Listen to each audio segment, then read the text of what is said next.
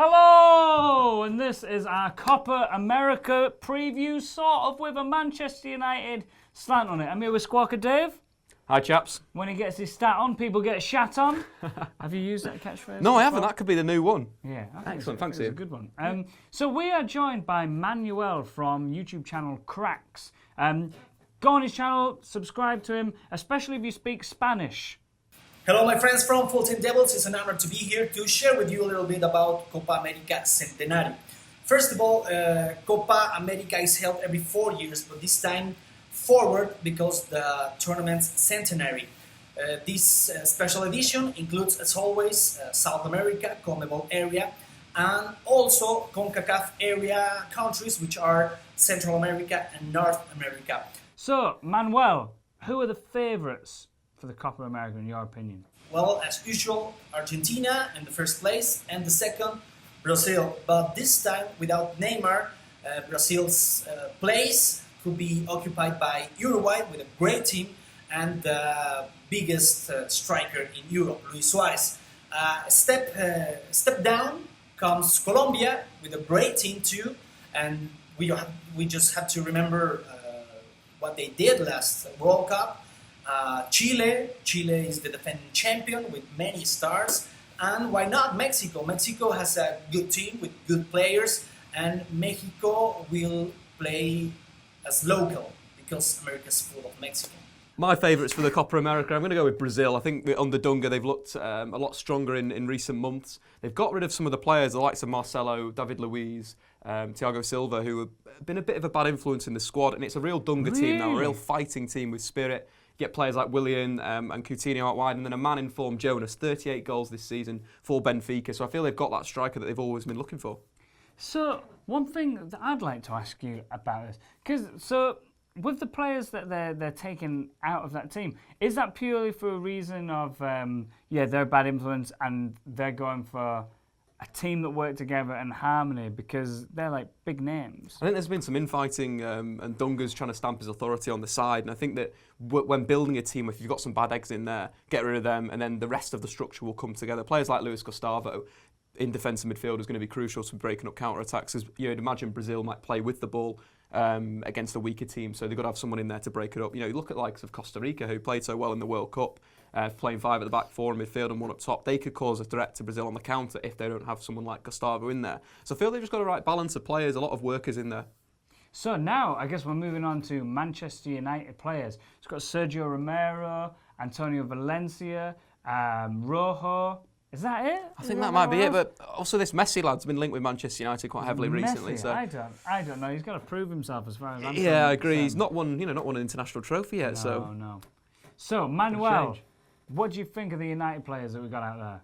Well, Sergio Romero is a very important man for Argentina. Tata Martino has used him in all matches in the last World Cup and Copa America, so he will be there for sure.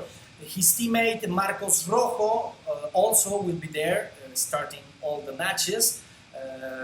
With Marcos Rojo, as happens in United, some people in Argentina don't like very much this player, but Argentina has reached 2 finals in recent years with him in the court, so although they lost, but he will be there. And the other Red Devil who will be playing this America's Cup is Antonio Valencia. Antonio Valencia is very important for his team. He's the star. He's the most experienced player. He had a bad America's Cup in 2007 and 2011. Last one he left because he was injured. So this is an opportunity for him to achieve something historic and to show Jose Mourinho he should stay at Manchester United. So, what are your thoughts on United's players out there? We don't really have a lot of South American players in the team. Why is that? What's people's problem with South America? I think it's just maybe the recruitment of Manchester United have been looking internally in Europe at the moment, maybe looking at England a bit too hard. And there's definitely talent out there. You know, you see the top players in the world. A lot of them are South American, the likes of Neymar, Messi, Luis Suarez. So it's a place, the talent pool that potentially we're not tapping into yet. But then this is an opportunity for United to get scouts out there and potentially pick some players up. Romero, is unbelievably Argentina's first choice keeper. Is Valencia still the key player, do you think, at Ecuador? I think he's still in there. He's played right back and the right wing, similar to Manchester United, but in the last 2 games he has played on the right-hand side, that right wing role that he's good at. I think he gives a lot for that side. A lot of pace, a lot of physicality. That's what the Ecuadorians are sort of like. They're very physical, they're good in the transition. And Valencia, obviously another Premier League player, good striker. You potentially see him leading the goal scoring charts. Yeah. It's going to be an open tournament. I think as well, with Rojo, I guess like we were talking about Argentina's defence, Rojo hasn't really looked like solid at United. Is he someone who you would expect to be straight in the starting 11? Yeah, I think he's the starting left back for Argentina, but again, he hasn't been that solid for United this season. But he looked really good at the World Cup, so maybe the international scene is where he shows himself off, and if he can put some good performances in, Mourinho will be watching. Maybe he can get his way into that starting 11. Maybe. Maybe not. So, Manuel, who do you think we should be looking out for? Who are the players to watch at the Copa America this year? Well, you should take a look at my compatriot Jesus Tecatito Corona. He's a good player. He plays at Porto. He has a great personality, very bold, and he could play in a bigger club in Europe. So another one is Hirving Lozano. He plays for Pachuca, the champion in Mexico. Hirving Lozano already sounded for Manchester United's midfield, and he's very young. He's 20 years old, and he's considered a big promise of world football. No kidding. He has a nickname. It's Chucky, just like that. Manuel always Cheeky. with the gags, isn't he? Cheeky lad. Cheeky. So is there anyone who maybe we already haven't heard about who you think is going to make a big mark at Copa America this year? I think an interesting player is Christian Pulisic, the young lad from the United States of America. Broke through in the Borussia Dortmund team this season, played 9 games for them. A left winger, quite small, quite agile, but a good player, very good player, quite creative when he's on the ball, tricky, can get past a man. So he could be one that sort of could ignite this America's sort of push for the Copa title. So one of my big questions that I've wanted to ask you, mate. Okay, you go. Is James Rodriguez. James to his pals. James, yeah, I don't know what's going on there, but he's been linked to United because he isn't playing for Real Madrid, and part of me looks at that and thinks, yeah, he's one of the world's best players. He could be incredible. Let's get him at United. But there's always, with things like that, you think there's a reason someone wants to let him go. He hasn't been playing. Do you think he is someone who should be, if you can get him, go for him, or is he?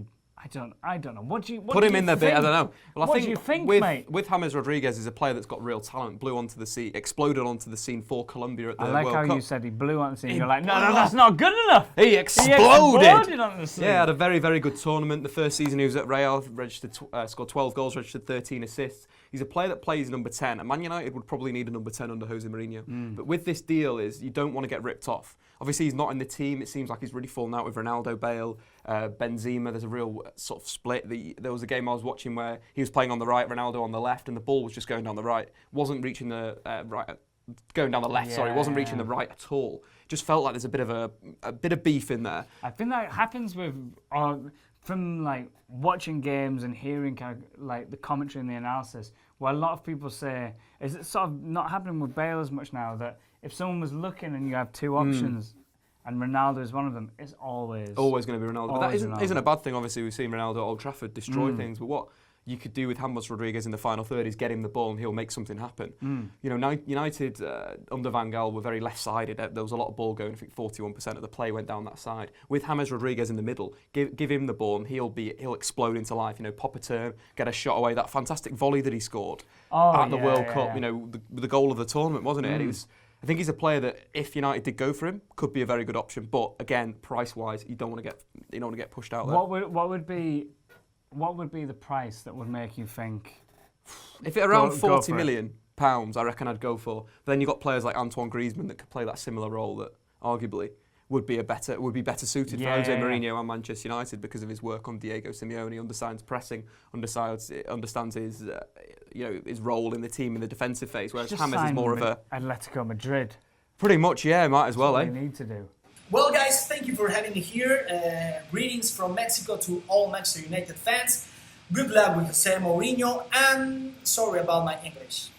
Is there anyone who you're looking at thinking, you got to check out these people, they're a bit under the radar, you could snap them up for like not too much? Like, I think a player that United have probably missed out on, obviously think he's signing for Inter Milan, is Iva Banega, I mentioned before, who is a really, really good player, ball playing wise. Yeah, and again, Jose Jimenez would be perfect for United, centre back young. Diego Godin, if we wanted to get the actual version, like the world class version, you go Diego Godin. He's been so good for the last 2 years, and I think this Uruguay team could potentially throw up a bit of a surprise at the Copa. They love the Copa. I think they've won it more than any other side. I completely forgot about Suarez. So he's banned. He was injured for the group stages, so he'll be coming back in the knockout stages. But they've got Edison Cavani, obviously, that's been linked with United as well. That if United weren't going for Zlatan, that could be an option. Lots of goals in this thing. Maybe Gabriel Barbosa is one that you want to look out for. Barbosa, isn't he one of the bad guys in Pirates of the Caribbean? He is, but he's also a player for Santos, 19 years old. Scored his first goal for Brazil in their last friendly. Likened to Luis Suarez, very short, stocky, physical, compressed very well. He's got an absolute cannon of a right foot. Well, he's worthwhile. How many of these names are we going to see at Manchester United next season? And when we do, you're going to look at this video and you're going to say, Squawker Dave was right. And Ian sort of nodded and agreed when some of the stats were being said. And Manuel said something and you were like, yes, mate. Go on, Manuel. Go on. Now, so that's it. Is that it? That's our Copa America preview. Leave your comments below. Has Squawker Dave got it right? I don't think you're gonna beat him on stats. This guy knows what he's talking about. So wind your neck in, please. Subscribe to Full Time Devils. Thanks for watching. Big thanks to Manuel. Make sure you subscribe to Cracks. Hi guys, welcome to Full Time Devils. This is the end of season review. Here we will review the season 2015 till 16. Now obviously, in the last week, it's been absolutely hectic between winning the cup, sacking Van Gaal and appointing Jose Mourinho.